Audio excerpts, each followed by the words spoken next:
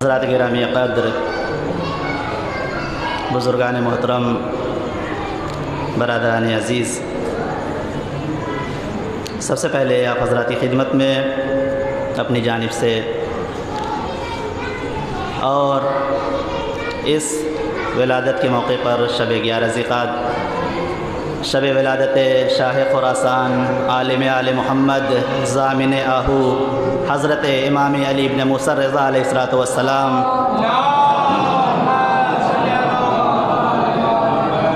آپ حضرات کی خدمت میں اور اپنی آپ کی جانب سے اپنے زمانے کے امام کی خدمت میں تبریک اور تہنیت پیش کرتے ہیں۔ جس حدیث کو سرنامہ کلام قرار دیا ہے، اس میں ہمارے رب کے 8 امام فرماتے ہیں کہ بے شک ہر امام کے لیے ان کے شیعوں پر، ان کے چاہنے والوں پر ایک عہد ہے اور ایک وعدہ ہے، اور اس وعدے کو وفا کرنا، پورا کرنا اور ائمہ معصومین علیہ السلام کے ساتھ نیکی کرنا یہ ہے کہ ان کے قبروں کی زیارت کی جائے۔ الحمدللہ محفل تقریباً ہو چکی ہے، آپ نے عمدہ اشعار سماعت فرمائے تمام مداحان اہل بیت سے۔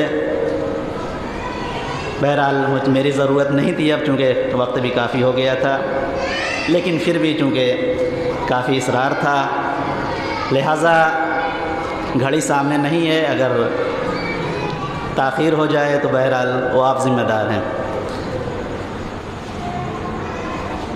اس حدیث جس کو میں نے اپنی سرنامہ کلام کر دیا، اس پر میں بعد میں گفتگو کروں گا۔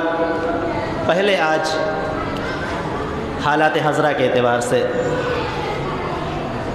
آپ کے ہاتھ میں موبائل ہے، سوشل میڈیا پر جو آج یہ طریقہ کار چلا ہے، آپ دیکھتے ہیں کہ جب بھی ولادت کا زمانہ آتا ہے کسی معصومین کی، ائمہ کی، تو ایک نیا طریقہ چلا رہا ہے۔ آپ نے بھی دیکھا ہوگا یقیناً کہ ولادت امام مبارک ہو یہ نہیں لکھا جاتا، لکھا جاتا ہے کہ ظہور امام مبارک ہو۔ بزرگوں سے معذرت، جوانوں کے ہاتھ میں چونکہ زیادہ موبائل ہوتا ہے، ان کے لیے عرض کر رہا ہوں، ظہور امام مبارک ہو۔ بحث لفظ سے نہیں ہے اور کوئی جھگڑا بھی، اختلاف بھی لفظ سے نہیں ہے۔ آپ ولادت لکھیے، ظہور لکھ لیے، اس سے کوئی مطلب نہیں ہے، لیکن بحث اس فکر سے ہے، کیونکہ فکر انسان کی جو الفاظ ہوتے ہیں اس کی عکاسی کرتی ہے۔ الفاظ انسان کے فکر کا آئینہ ہوتے ہیں۔ میں یہاں پر آیا ہوں، کچھ سوچ کر آیا ہوں جو مجھ کو بولنا ہے مثلاً، اور عقل مند انسان وہی ہے کہ جو کچھ بولے تو سوچ سمجھ کر بولے، لہٰذا انسان کی فکر اس کا آئینہ ہوتی ہے۔ عقل مند انسان جب بھی گفتگو کرتا ہے تو سوچ کر بولتا ہے، یعنی پہلے سوچتا ہے پھر بولتا ہے، جبکہ بیوقوف انسان پہلے بولتا ہے پھر سوچتا ہے۔ اور میں اپنی طرف سے نہیں کر رہا ہوں، ہمارے رب کے امیر کائنات حضرت علی ابن ابی طالب علیہ السلام فرماتے ہیں کہ لسان العاقل وراء قلبہ،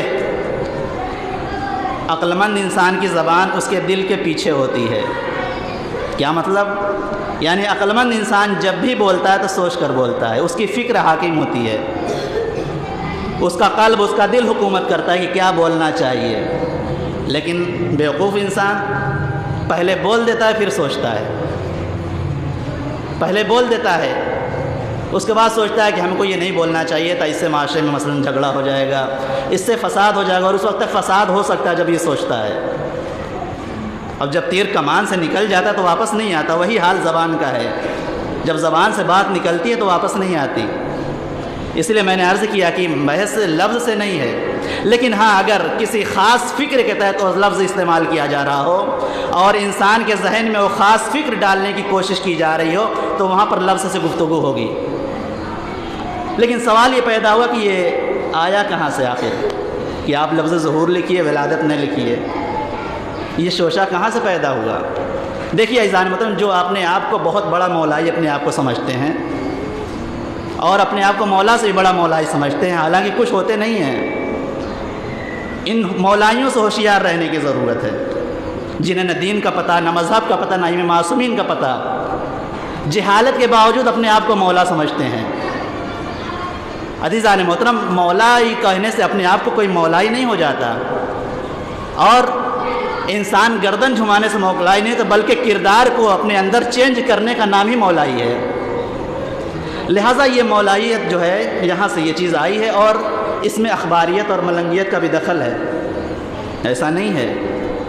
ان کا یہ کہنا ہے، جو یہ لفظ آیا ہے، لفظ ظہور آپ استعمال کیے، ان کا کہنا ہے کہ چونکہ ہم اور آپ کا وجود خاکی ہے اور اہل بیت علیہ الصلوۃ والسلام کو اللہ نے نور سے خلق کیا ہے، ان کا وجود نورانی ہے، لہٰذا یہ زیب نہیں دیتا کہ جو الفاظ ہم اپنے لیے استعمال کریں وہی ان کے لیے استعمال کریں۔ ان کی دلیل یہ ہے، لہٰذا اگر ہم ان کی شان میں یہ لفظ استعمال کریں تو یہ ان کے لیے کسر شان ہے، یہ اہل بیت کا مقام نہیں ہے، ان کی منزلت نہیں ہے کہ آپ اپنے لیے بھی وہی استعمال کریں اور اہل بیت کے لیے بھی وہی لفظ ولادت، لہٰذا یہ اچھی بات نہیں ہے۔ ان کا یہ کہنا ہے، ان کا کہنا ہے کہ چونکہ اہل بیت نورانی ہے، ان کا وجود آیات سے ثابت ہے، یقیناً خلق ہوا تھا۔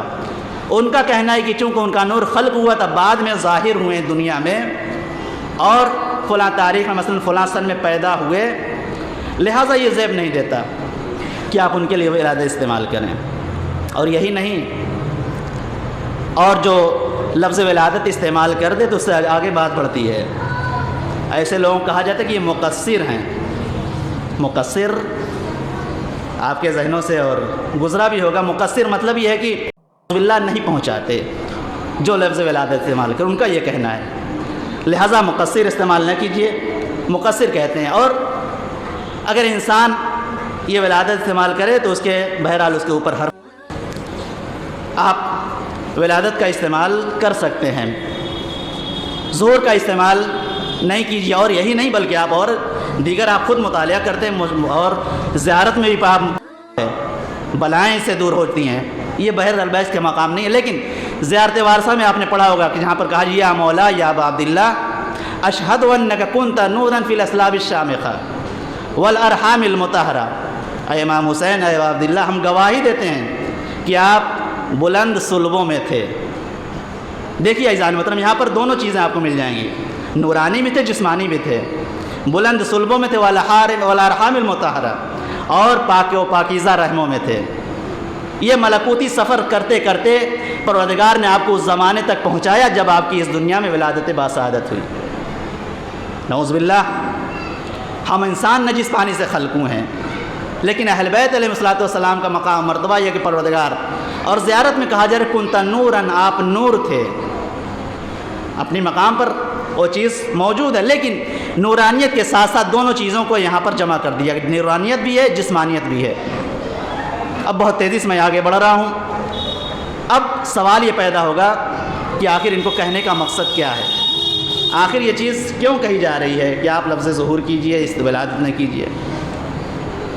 بہت سے مقاصد ہو سکتے ہیں، لیکن ایک مقصد جو وقت کے اندر مجھے عرض کرنا ہو یہ کہ اگر انسان لفظ ظہور استعمال کرے گا تو پھر اس طریقے سے اہل بیت علیہ الصلوۃ والسلام کو اپنا آئیڈیل اور نمونِ عمل نہیں بنا پائے گا، اہل بیت سے دور ہو جائے گا، اور یہی چاہتا ہے دشمن کہ اہل بیت سے انسان دور ہو جائے، کیونکہ جب ہم ظہور کہیں گے تو بہرحال بات آگے تک جائے گی، چونکہ وہ ظاہر ہوئے، ہم ان کو نمونہ عمل نہیں بنا سکتے۔ اور یہی نہیں، پروردگار عالم کی یہ نظام فطرت کے خلاف ہے، پروردگار جو مشیت ہے وہ اس کے خلاف ہے۔ پروردگار عالم نے ان نورانی شکلوں کو جسمانی شکل دنیا میں بنا کر بھیجا، کیوں؟ تاکہ ہمارے لیے نمونہ عمل بن سکیں۔ اس کی مثال آپ دیکھیں خود قرآن کریم میں ہے، لقد کان لکم فی رسول اللہ اسوۃ حسنہ، اے رسول ہم نے آپ کو لوگوں کے لیے اسوہ حسنہ بنا کر بھیجا ہے، بہترین نمونہ عمل۔ اگر پروردگار عالم انہیں جسمانی شکل نہ دیتا، نوری کی شکل میں رہنے دیتا، تو پھر سوال یہ پیدا ہوتا کہ ہم کس کی پیروی کریں، کس کو آئیڈیل بنائیں، کس کو نمونہ عمل بنائیں، جبکہ پروردگار کہتا ہے یہ تمہارا رسول کھاتا بھی ہے، تمہارا رسول پھرتا بھی ہے، تمہارا رسول چلتا ہے، تمہارا رسول تمہاری طرح ہے۔ اور یہ خود رسول اسلام کا جملہ ہے کہ دیکھو میں تمہاری طرح کھاتا ہوں، تمہاری طرح پیتا ہوں، تمہاری طرح سوتا ہوں، تمہاری طرح جاگتا ہوں، تمہاری طرح شادی کرتا ہوں، یہاں تک رسول کا جملہ ہے، تمہاری طرح نسلوں کو آگے بڑھاتا ہوں۔ لہٰذا یہ نظام قدرت تھا کہ پروردگار عالم ان نورانی شکلوں کو اس دنیا میں جسمانی شکل بنا کر بھیجے تاکہ یہ ہمارے لیے نمونۂ عمل بن سکیں۔ لہٰذا اب یہ کہنا کہ آپ ولادت نہ کہیے، ظہور کہیے، اس سے ائمہ معصومین کی شان کم ہوتی، کوئی شان ان کم نہیں ہوتی ہے، بلکہ یہ دشمن یہ چاہتا ہے کہ انسان ظہور کہنے سے کے ساتھ ساتھ اس منزل عمل سے دور ہو جائے گا۔ جب بھی لفظ ظہور کہے گا انسان کے ذہن میں یہ تصور پیدا ہوا کہ ہم یہ ظہور کہہ رہے ہیں اور یہ ان کی خلقت نور سے ہوئے، بھلا ہم اسے کیسے نمونۂ عمل بنا سکتے ہیں۔ ایک صلوات بھیجے محمد و آل محمد پر۔ لہٰذا بہت ہی مختصر یہ دشمن کی سازش ہے۔ جب کیا ہے معصومین علیہ السلام دیکھیں آپ، اور دشمن یہی چاہتا ہے کہ اہل بیت سے دور ہوں۔ فائدہ کس کا ہوگا؟ دشمن ہی کا ہوگا۔ جب انسان اہل بیت کی تعلیم سے دور ہوگا، ان کے فرامین سے، ان کے اقوال سے دور ہوگا، تو ظاہر سی بات جب دور ہوگا اس در اہل بیت سے، پھر آزاد چھوڑ دیا جائے گا، اور جب آزاد چھوڑ دیا جائے گا تو نہ پھر روزہ رکھے گا، نہ نماز پڑھے گا، کوئی پوچھنے والا نہیں ہے۔ اب انسان جب اہل بیت سے در سے دور ہو گیا تو پھر اس کی زندگی جانتے ہیں کیسی ہوگی۔ یہ حقائق جو دین میں بیان ہوئے، یہ مسلمات جو ہم تک پہنچیں، یہ حقیقی دین ہے، اور اس کو بزرگوں نے ہم تک پہنچایا ہے، اس کو ہمیں بہرحال لینا ہے، اور ان کن مشقتوں سے پہنچایا ہے، بہرحال یہ مقام نہیں ہے آج جس کی ہم اور آپ جشن کے لیے بیٹھے ہیں، یعنی ہم اور آپ کے 8ویں امام حضرت امام علی بن موسیٰ رضا علیہ السلام۔ بہرحال مختصر کر رہا ہوں، آپ کی ولادت 11 ذی-القعدہ سن 148 ہجری ایک روایت کی بنا پر مدینہ منورہ میں ہوئی۔ آپ کے والد ماجد امام موسیٰ کاظم علیہ السلام، اللہم صلی علی محمد، والدہ ماجدہ نجمہ خاتون، اور آپ کی شہادت 203 ہجری کو ہوئی۔ اور یہ پروگرام اسی لیے رکھا جاتا ہے عزیزان محترم کی تاکہ ہمارے بچوں کو معلوم ہو، تاکہ ان کے ذہنوں میں یہ بات پیدا ہو کہ ہم کس کے لیے یہاں پر آئے ہیں۔ لہٰذا مختصر طور پر اسی امام کے جس کو میں نے سرنامِ کلام قرار دیا کہ امام کے چاہنے والوں کی گردن پر ایک عہد ہے، ایک وعدہ ہے امام کی طرف سے، اور اس وعدے کو وفا کرنا یہی ہے کہ انسان ان کی قبروں کی زیارت کے لیے جائے۔ اور میں نے اس سے پہلے والی محفل میں عرض کیا تھا 8ویں امام حضرت امام علی بن موسیٰ رضا علیہ السلام کا ایک حدیث کہ جہاں پر آپ نے فرمایا تھا کہ من زارنی علی بعد داری اتیتہ یوم القیامہ علی ثلاث مواطن، اگر کوئی انسان میرا گھر دور ہونے کے باوجود میری زیارت کو آتا ہے تو میں اس کے لیے 3 مقامات پر اس سے ملاقات کروں گا۔ 3 مقامات پر، کون کون سے؟ عند الصراط، صراط پر، پل صراط پر میں اس کے ملنے کے لیے آؤں گا۔ عند المیزان، میزان پر میں اس سے ملاقات کروں گا۔ وعند تطائر الکتب، جب انسان کا نامہ اعمال اس کے داہنے یا بائیں ہاتھ میں دیا جائے گا تب میں اس سے ملاقات کے لیے آؤں گا۔ یہ 8ویں امام کا قول ہے۔ اور یہی نہیں، امام فرماتے ہیں کہ اگر کوئی انسان میری زیارت کے لیے آتا ہے تو گناہوں سے اس طریقے سے پاک ہو جاتا ہے، خرج من ذنوبی کیوم ولدت امہ، وہ اس طریقے سے گناہوں سے پاک و پاکیزہ ہو جائے جیسے اس کی ماں نے اس دنیا میں قدم رکھا اس کے لیے۔ یہ ہے امام کی زیارت کا مرتبہ۔ جو حضرات گئے ہیں خداوند عالم ان کی زیارتوں کو قبول فرمائے، اور جو حضرات نہیں گئے انہیں خداوند عالم توفیق نصیب فرمائے کہ وہ زیارت کو جائیں۔ بہرحال امام کی زندگی میں بہت سے زاویے ہیں اور شعبے ہیں جن پر گفتگو ہوتی اور ہوتی رہتی ہے، آپ سنتے ہیں، اور یہ مقام بہرحال وقت زیادہ ہو گیا ہے۔ میں اپنی بات کو بس ایک واقعے کی تاکہ امام کا ذکر بھی ہو جائے، جس میں امام ہمارے اور آپ کے 8 امام بیٹھے ہوئے اپنے غلام کے ساتھ دسترخوان پر کھانا نوش فرما رہے تھے۔ اگر آپ دیکھیں کتنے اخلاقی اعتبار سے کس بلند درجے پر فائز ہیں۔ امام کی سیرت اسی لیے سنائی جاتی، ہم ان سیرتوں کو اپنے اندر اپنانے کی کوشش کریں۔ امام بیٹھے اپنے غلام کے ساتھ کھانا نوش فرما رہے ہیں۔ ایک مرتبہ ایک چاہنے والا آیا، مرد بلخ رہنے والا بلخ کا، کہا مولا آپ غلام کے ساتھ کھانا کھا رہے ہیں، آپ امام ہو کر غلام کے ساتھ، کیا ایسا نہیں ہو سکتا کہ آپ اس غلام کا دسترخوان آپ اپنے سے الگ کر دیں؟ تو ایک مرتبہ امام نے کہا کہ بے شک یہ ہمارا غلام ہے، لیکن ہمارے نزدیک سب برابر ہیں، ہم سب ایک اللہ کے ایک ہی ماننے والے ہیں، ہم سب ایک خدا کی اولاد ہیں، ہم سب کا خالق ایک ہے، اور ہم سب کے آبا و اجداد یعنی باپ دادا آدم و حوا ہیں، ہمارے باپ آدم ہیں، ہماری ماں حوا ہیں، لہٰذا ہمارے نزدیک نہ آزاد کا کوئی مقام ہے نہ غلام کا، ہمارے نزدیک سب برابر ہیں۔ اگر کوئی کسی مرتبے پر فائز ہے، کوئی نزدیک ہمارے محترم ہے، تو تقوی اور اپنی کمال کردار کی بنیاد پر ہمارے نزدیک ہے۔ اور یہی وجہ تھی جب ایک چاہنے والے نے کہا کہ مولا آپ اپنے آباء و اجداد کے اعتبار سے آپ کو ساری کائنات پر فضیلت حاصل ہے، آپ کو جو فضیلت حاصل ہے آپ کے اپنے آباء و اجداد کی، باپ دادا کی بنیاد پر ہے۔ امام کی تیوریوں پر بل آ گیا، آخر یہ کہاں سے تو نے نکال لیا؟ کہ بے شک میرے آباء و اجداد افضل ہیں، ان سے برتر کوئی دنیا میں نہیں ہے، لیکن آباء و اجداد ہمارے جو برتر ہیں، دنیا سے افضل ہیں، یہ ان کے کمال کردار کی بنیاد پر ہے، ان کے تقوی کی بنیاد پر ہے۔ ایک صلوات بھیجے محمد و آل محمد پر۔ بس عزیزو، میں نے ختم کیا آپ کی زحمت کو،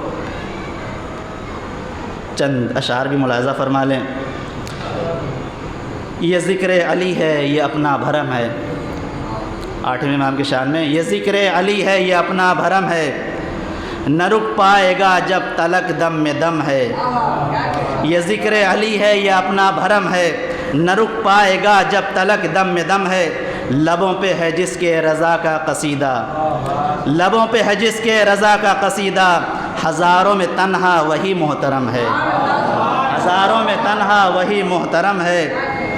رضا کی بدولت صف انبیاء میں، رضا کی بدولت صف انبیاء میں، میرا نام نامی ابھی تک رقم ہے، میرا نام نامی ابھی تک رقم ہے، جو ہے دور آل محمد کے در سے، جو ہے دور آل محمد کے در سے، وہ موجود رہ کر بھی مثل عدم ہے، وہ موجود رہ کر بھی مثل عدم ہے۔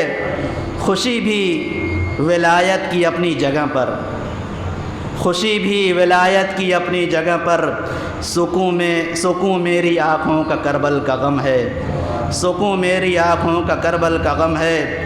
سلیمان کا قبضہ ہے ہر شے پہ لیکن، سلیمان کا قبضہ ہے ہر شے پہ لیکن، حکومت پہ ان کی رضا کا کرم ہے، حکومت پہ ان کی رضا کا کرم ہے۔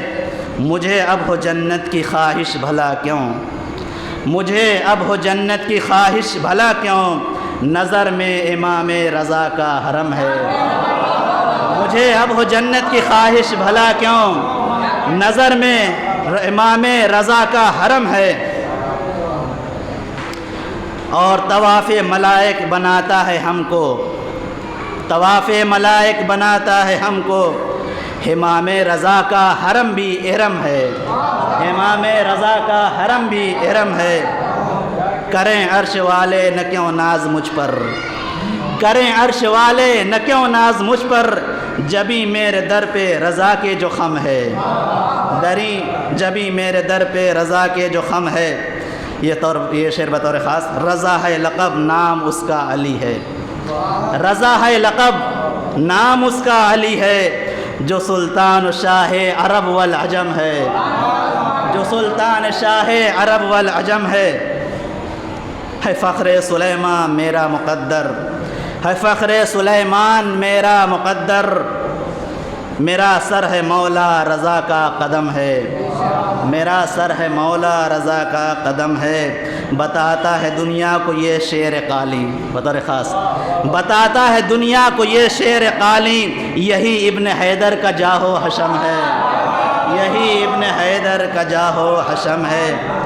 اور دفاع ولایت میں سب کچھ لٹا دو، دفاع ولایت میں سب کچھ لٹا دو، ولایت کی منزل بہت ہی اہم ہے، دفاع ولایت میں سب کچھ لٹا دو، ولایت کی منزل بہت ہی اہم ہے۔ آخری شعر ہے ایران کے ساتھ ہیبت رضا کی، ہے ایران کے ساتھ ہیبت رضا کی، تبھی تو نہیں کوئی خوف ستم ہے، ہے ایران کے ساتھ ہیبت رضا کی، تبھی تو نہیں کوئی خوف ستم ہے۔ الہی بحق الزہرا و ابیہا و بعلہا و بنیہا، بار اللہ تجھے واسطہ محمد و آل محمد کا اس شب مولود کے ہفتے میں پروردگار ہم سب کے گناہوں کی مغفرت فرما، ہمارے والدین کے گناہوں کی مغفرت فرما۔ بار الہ جو زیارت پہ جا چکے ہیں پروردگار ان کی زیارتوں کو قبول فرما، جو نہیں گئے پروردگار عالم انہیں زیارت مقاتم مقدسہ کی بالخصوص ہم اور آپ کے 8 امام کی زیارت انہیں نصیب فرما۔